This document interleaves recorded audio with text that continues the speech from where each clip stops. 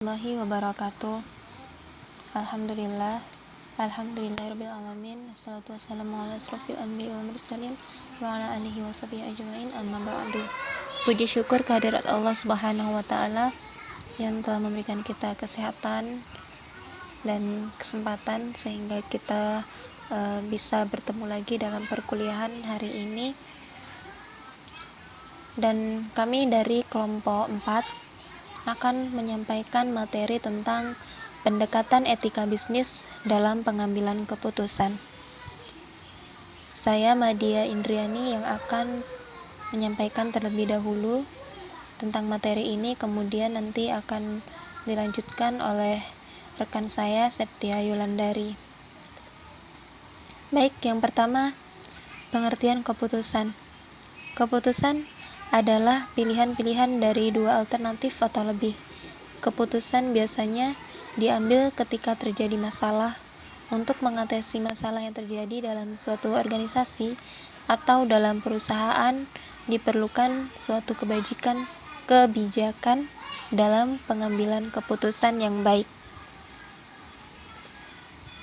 Adapun pengertian-pengertian keputusan menurut beberapa tokoh, di sini pemateri memberikan pengertian beberapa tokoh, itu ada 4. Yang pertama ada Davis. Menurut Davis, keputusan adalah hasil dari pemecahan masalah yang dihadapi dengan tegas. Hal ini berkaitan dengan jawaban atas pertanyaan-pertanyaan mengenai apa yang harus dilakukan dan seterusnya mengenai unsur-unsur perencanaan. Yang kedua ada J.R. Terry, mengemukakan bahwa pengambilan keputusan adalah sebagai pemilihan yang didasarkan kriteria tertentu atas 2 atau lebih alternatif yang mungkin. Kemudian yang ketiga ada Colt S. George Jr. mengatakan proses pengambilan keputusan itu dikerjakan oleh kebanyakan manajer berupa suatu kesadaran, kegiatan pemikiran yang termasuk pertimbangan, penilaian, dan pemilihan di antara sejumlah alternatif. Kemudian yang terakhir ada Harold dan Cyril O'Donnell. Mereka mengatakan bahwa pengambilan keputusan adalah pemilihan di antara alternatif mengenai suatu cara bertindak, yaitu inti dari perencanaan.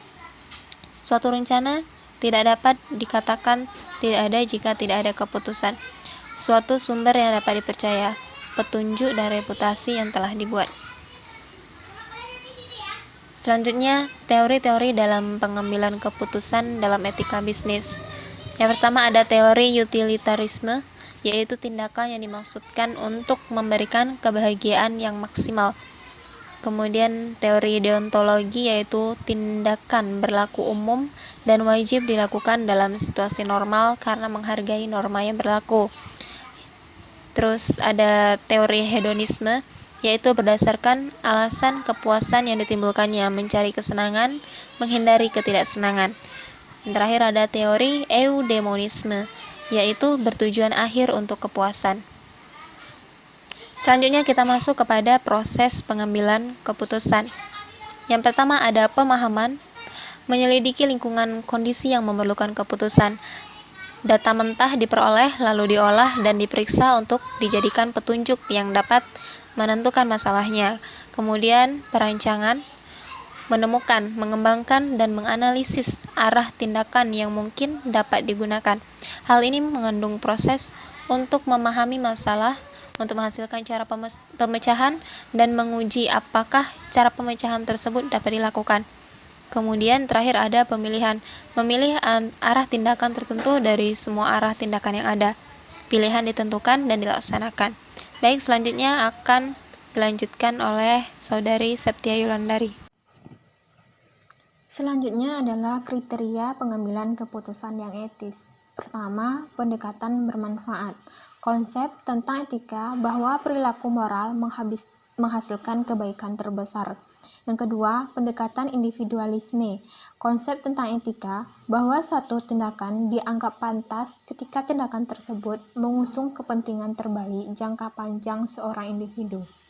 Yang ketiga adalah konsep etika adalah menyangkut keputusan yang dengan sangat baik menjaga hak-hak yang harus dipertimbangkan dalam pengambilan keputusan. Faktor-faktor yang mempengaruhi pengambilan keputusan. Pertama, tahap perkembangan moral merupakan suatu tahap penilaian dari kapasitas seseorang untuk menimbang suatu masalah apakah secara moral benar dalam mengambil suatu keputusan. Yang kedua, lingkungan organisasi. Dalam lingkungan organisasi, merujuk pada persepsi karyawan mengenai pengharapan organisasi, di mana apakah di organisasi tersebut mendukung atau mendorong perilaku etis dengan memberi hukuman atau sanksi dari perilaku yang melanggar.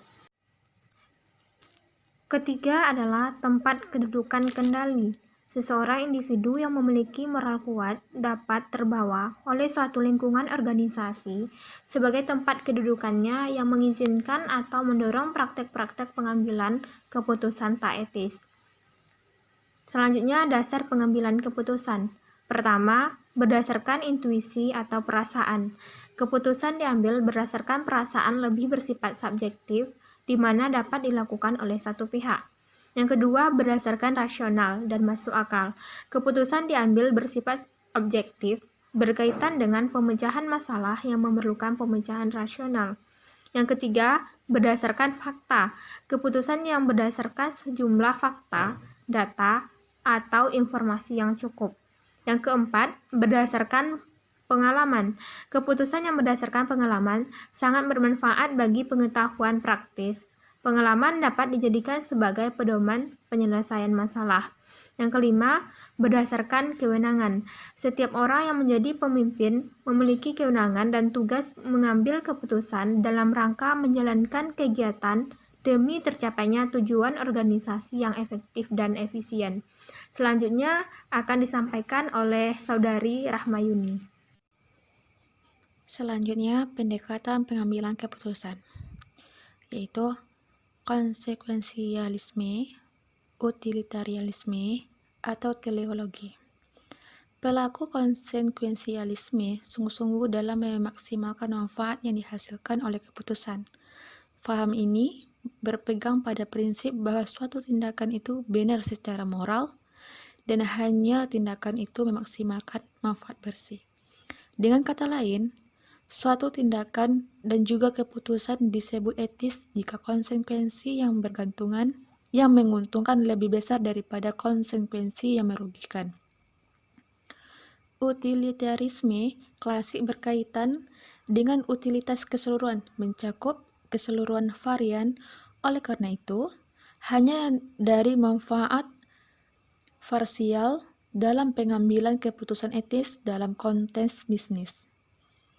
Profesional dan organisasi, konsekuensialisme dan utilitarianisme berfokus pada hasil atau akhir dari tindakan, maka disebut juga teologi likal. Selanjutnya yaitu pendekatan stakeholder, yaitu bisnis harus dijalankan sedemikian rupa agar hak dan kepentingan semua pihak terkait yang berkepentingan dengan suatu kegiatan bisnis dijamin, diperhatikan, dan dihargai. Pentingnya pengambilan keputusan.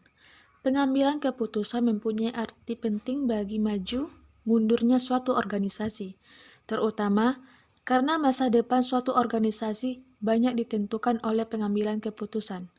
Karena keputusan yang diambil oleh pimpinan merupakan hasil pemikiran akhir yang harus dilaksanakan oleh bawahannya atau mereka yang bersangkutan dengan organisasi yang ia pimpin. Penting karena menyangkut semua aspek manajemen. Kesalahan dalam mengambil keputusan bisa merugikan organisasi, mulai dari merugikan citra sampai kepada kerugian uang. Dan kalanya keputusan diambil oleh manajemen sendiri, tetapi tidak jarang juga bersama staf, tergantung dari besar kecilnya masalah dan gaya kepemimpinan yang ia anut oleh si manajer. Sekian dari kami. Dari kelompok 4, kami mohon maaf, kami akhirkan. Wabillahi taufiq wal hidayah. Wassalamualaikum warahmatullahi wabarakatuh.